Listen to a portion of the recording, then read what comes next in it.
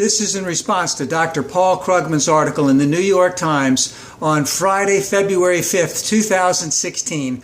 Who hates Obummercare? As a question, and the answer is Bernie's babies. Now, this is basically about Bernie's position on the healthcare issue as it is today, and how it and what's going on with the election. Dr. Krugman points out right from the beginning that you're going to see what's going on the other side is that Ted Cruz was asked a question in reference to someone who passed away who was not eligible to get Obamacare, what he would do to help someone else who might be in that position if he's going to get rid of Obamacare. And of course, the Republicans have no answer for it. They've elected or they've voted to get rid of Obamacare at least 60 times, and they haven't had one single vote on a replacement for Obamacare, because nothing that they can propose will be able to do the same types of things that Obamacare does. But what we're talking about here with Bernie and Hillary is Bernie wants single payer. And great idea. And that was talked about in the 2008 election between Obama and Hillary. And what Bernie's people are basically saying is that the Affordable Care Act and Obama have basically failed when it comes to medical issues here in the United States. But let's just take a quick review. Number one, we know that the number of uninsured went way, way down. We also know that jobs have increased that time, and that many more people are getting coverage. Children are getting coverage because they can stay on their parents' policy, pre-existing conditions, that type of thing. At the same time, there are still, I believe, 16 million people now are insured that weren't insured, but there may be still 25 or 30 million people who are still not insured.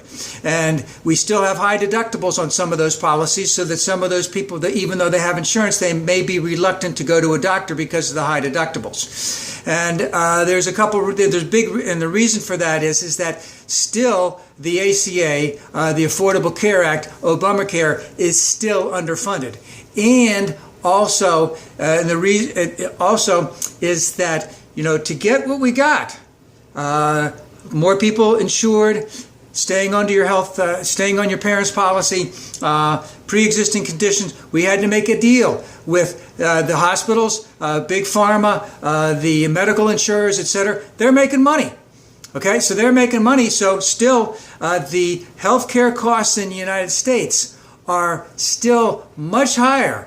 If you break it down to the average cost per person per year, much higher in the United States than it is in almost all of the Western Europes. And so we had to make a deal. Now, Bernie wants to just go to single payer.